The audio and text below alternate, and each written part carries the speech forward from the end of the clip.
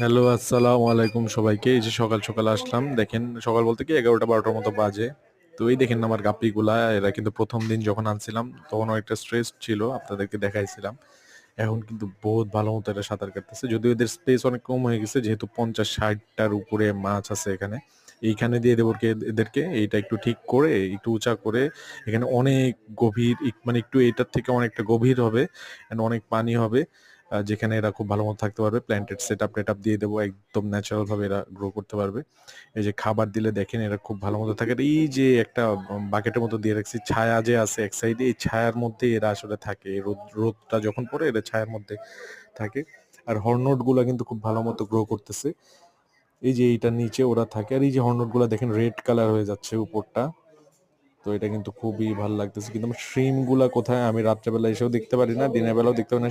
Red shrimp আছে ১০-১৫টার মতো, ২০টার কাছাকাছি। এগুলো আসলে কই আছে দেখা যায় না। এই হর্নটের মধ্যে কিংবা ওই ছায়ার নিচে কোথাও না কোথাও আছে। বাট এই মিক্সড গাপ্পি হলে ওইগুলার কিন্তু কোয়ালিটি বেশ মাশাআল্লাহ।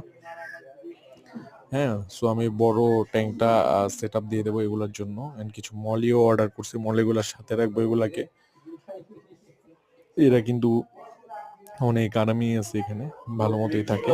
হ্যাঁ, এই ট্যাঙ্কটা সেটআপ করে আপনাদেরকে বাকি আপডেট কিন্তু আমি দিয়ে দেব। এগুলা সবগুলাকে ওইখানে আমি শিফট করে ফেলবো আরকি। আর আরেকটা ট্যাঙ্ক আছে আমার ওখানে। ট্যাঙ্ক বলতে কি ছোট একটা ককশিটের ট্যাঙ্ক আছে, যেটার মধ্যে অল্প কিছু ফ্রাই আছে। ওই যে ওইটাতে ২০টার মতো ফ্রাই আছে মনে হয়। ফ্রাইগুলা মোটামুটি বড় হয়ে গেছে কিন্তু এগুলো ম্যাক্সিমাম টাইম নিচে থাকে, ভয় পায়। কারণ হচ্ছে কি লাস্ট যখন ওই যে সবগুলো মাছ মারা গেল ওভারফ্লো হয়ে, তারপরে এগুলো কিছু শিফট করতে গেছিলাম তখন থেকে এগুলোকে ধরা যায় না। একটু ভয়ে ভয়ে মানে পানির নিচেই লুকায় থাকে, খুব একটা আসে না। আমি যখন সরে যাই তখন আসে এগুলা। আর এইখানে দেখেন হর্নট গুলা কিন্তু আমি করার জন্য যাতে গ্রো হয় ভালো মতো সেজন্য এখানে রেখে দিছি, যাতে সূর্য আলো বেশি না পড়ে।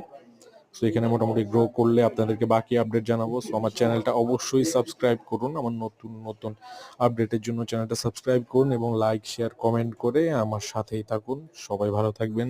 আসসালামু আলাইকুম।